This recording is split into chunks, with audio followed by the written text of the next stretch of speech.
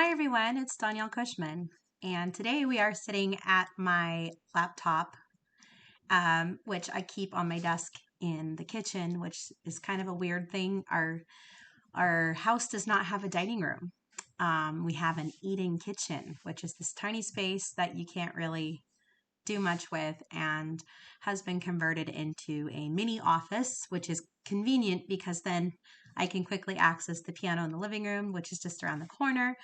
I can keep an eye on the kids, the food, all that kind of stuff. So this is my spot where I do most of my behind the scenes work, my accounting, client stuff, emails, website, all that fun jazz. Today I'm going to be talking to you about my journey through music and how it got started and how I ended up where I am today as a private studio operator in Spokane, Washington. When I was very young, my parents saved an old rotor organ from being dumped by our church, and they brought it home to the condo that we lived in. And that is how I got my start in music. I would play on that thing constantly. I figured out how to read the sheet music that was in the bench that went along with this organ. It was the loudest, the contraption. I mean, it just made this humming sound. I think possibly drove my parents crazy. I'm not sure. But that's where I got started. And I was born and raised in a Pentecostal church. And Pentecostals can be quite vigorous in their worship when they sing. They get quite excited. There's lots of dancing, clapping, all that kind of stuff. So I had a lot of exposure to music growing up. As I got older, um, my parents noticed I had an affinity toward keyboarded instruments. And when I was very, very small, I can't recall how old I was. I might have been 4 or 5. Um, they had gifted me this little piano keyboard, tiny little thing. It maybe had 33 keys. And this keyboard had all kinds of fun stuff like trumpet sounds and classic 80s beats and things like that. And I had taught myself how to play a song from church, and they had me take it to church and play in front of the entire congregation. For what was basically like an open mic night that we had every single month. So that was kind of my start in performance with music.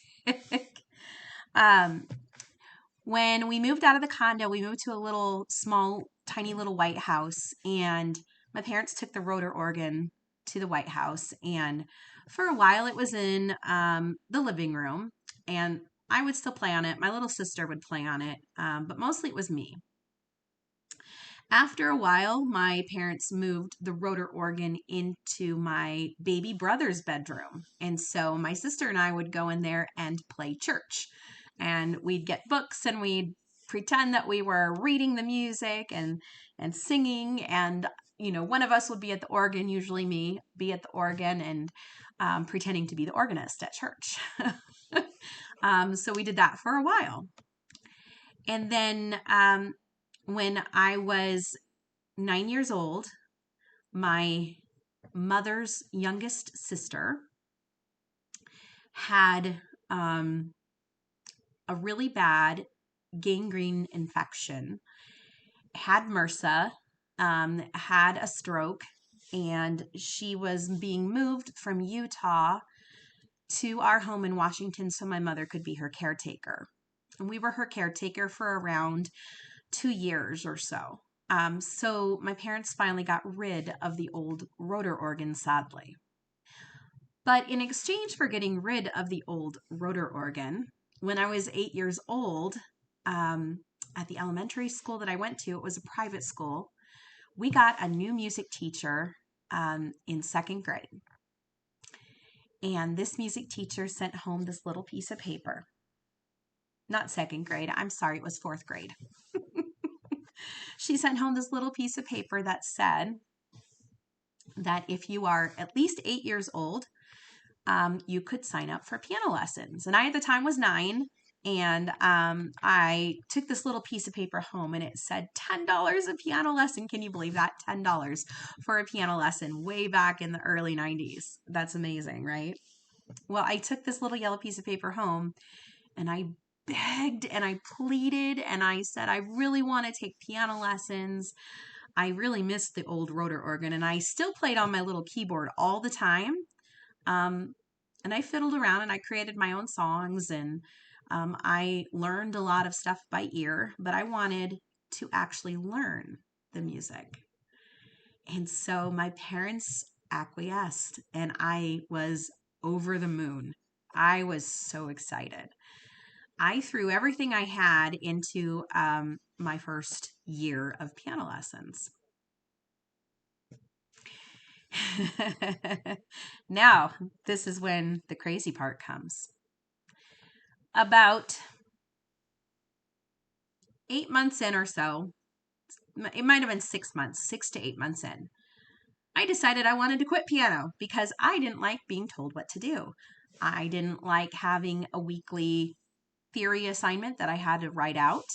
I, at the time, was a member of a youth sports league and did cheer, spent 3 days a week at cheer practice and 1 entire day of the weekend at games all day because my mom was a head coach. So I felt I didn't have the time. I didn't want to make the commitment. I was tired of trying to learn stuff. I was getting frustrated. I didn't want the writing assignments at all. And my mom got really angry with me and she said, "You begged us for these lessons."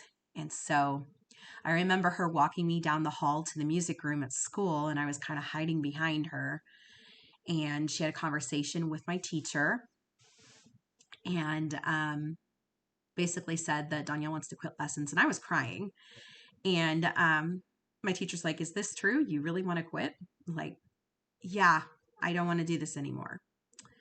And I don't think at the time she really believed me until I was like nodding my head yes, you know. So I stepped away from piano lessons for the remainder of the 4th grade year. And then at the beginning of 5th grade, my parents started divorce proceedings. And I decided I wanted to get back into piano because I was still wanting to play. I just didn't want to be bossed around. And I thought, okay, I'm going to get over it. I'm going to actually just learn. I'm going to do something good. I'm going to keep my mind busy. I'm not going to worry about what my parents are doing. I want to get back into piano. So I begged and I pleaded, and my parents said, "Well, you are going to have to go apologize to your teacher for being so ornery and for quitting." And so tiny little me, 10 years old, had to confront her teacher and say that she wanted to take lessons again. And I did that under the watchful eye of my mother. And that was very embarrassing. So my teacher gave me a second chance. I stayed with this teacher until I was 17 years old, and she closed her music studio when I was 18. So I stayed with her for most of my formative years. I loved the learning of the music. I loved playing the music. I didn't always like what I was assigned. I didn't always like how difficult certain concepts were for me to get. But I had a natural talent, and my teacher saw that in me. So that year that I returned to music when I was 10 years old in 5th grade, my teacher took me and actually what ended up being my cousin to an art show at the University of Washington in the evening one night. And it was our job to entertain the crowd that was wandering around this exhibit. by playing on a piano that was set up facing the balcony, on the balcony, like it was facing the ledge of the balcony so people could walk in front and look over the balcony. I mean, it wasn't like wedged back in a corner because there was art like all along the walls, but it was, it was placed so people could see you and you could make eye contact with them. And my cousin and I took turns along with my teacher's youngest sister. Her youngest sister took piano lessons from her as well. And there was at least like 10 or 12 years between them. So it wasn't like a huge deal, but yeah. So we all took turns on the piano playing every single song that we knew how to play. And we'd go in order and we'd play every single song. And then we'd take a break and it would be the next person's turn. And we did that for, I think, 3 to 4 hours that night. We took turns playing the piano. So that was a really neat experience. My teacher moved from the private school elsewhere when I was in 6th grade, and not 6th grade, 7th grade. And so my dad used to take me to lessons at a music shop. And that was my first experience with a digital piano. And I had lessons on a digital piano with my teacher there. And I remember a lot of stuff that we did was things like learning about scales and learning about different genres of music and styles of music and trying to play these different things. And I had a lot of challenges, which I think she threw a lot on me on purpose because she knew that I had the natural talent, that I had the affinity to the music, that I was determined to accomplish things. So I did a lot of hard work 7th and 8th grade year. In 9th grade, she ended up with a couple business partners buying a house. And at that house, they turned it into a music studio.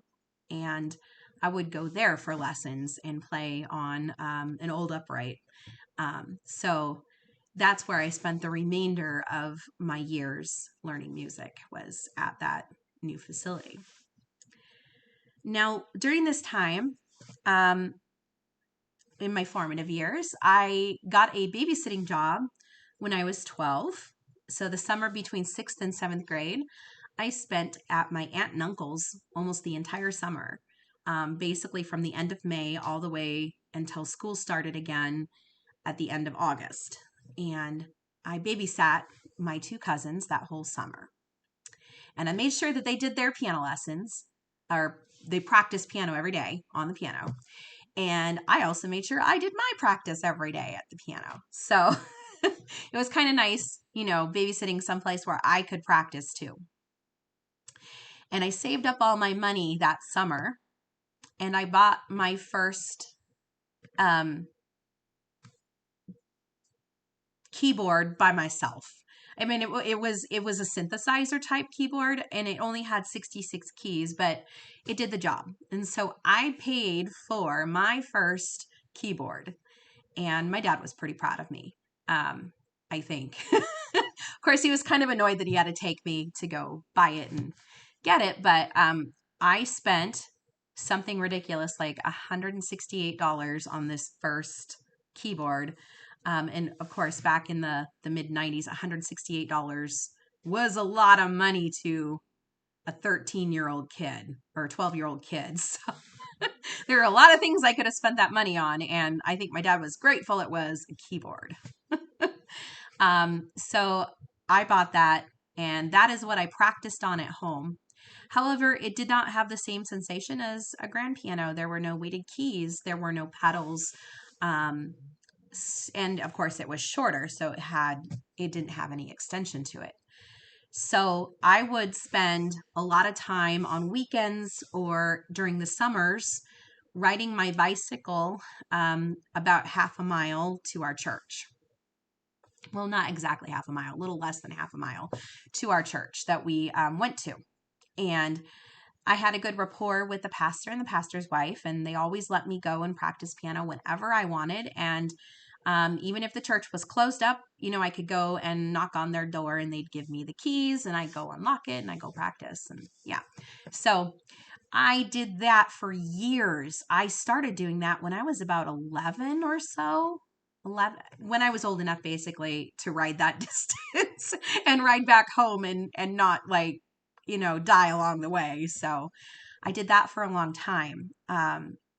And so they had been gifted a baby grand piano. Our church had been gifted that fairly recently, and that's what prompted me to want to go play there all the time, was that we had been gifted that. So I went there all the time. Now, it took me until 10th grade to receive another really cool invitation. And in 10th grade, when I was 15 years old, 16 years old, 15 years old. I was 15. It was February. And my teacher invited me to play for the season opener, or I guess the winter, spring, whatever, opener for the symphony in Tacoma at the Pantages Theater. And a famous Russian pianist was coming over and touring. Her name was Katya Skinavi, and she's this tiny little Russian woman.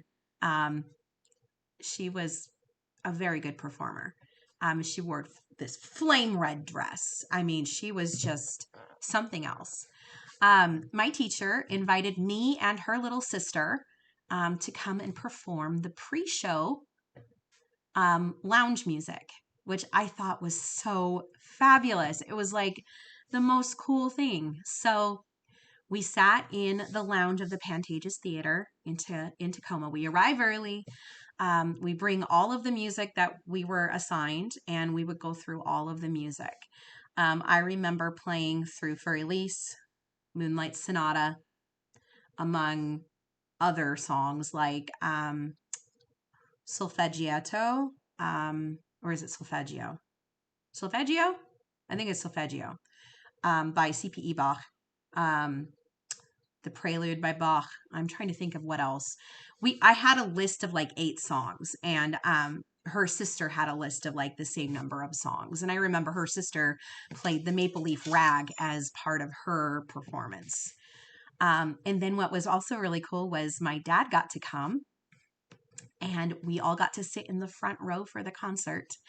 And it was magical. It was a magical experience for a 15-year-old girl. I mean, not very many 15-year-old girls get invited to play at the Symphony House, right?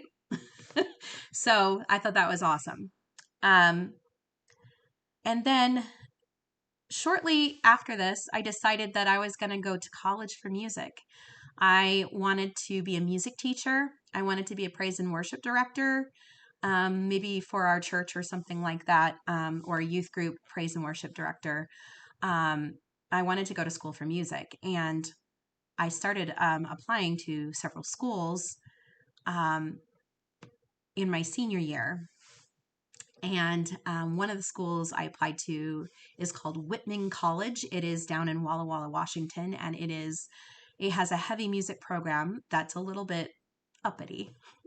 And I didn't get in, and it was really sad. And then I had also applied for a Bible college up north of Seattle for their music curriculum program. And because my denominational faith was not the same as theirs, I didn't get in.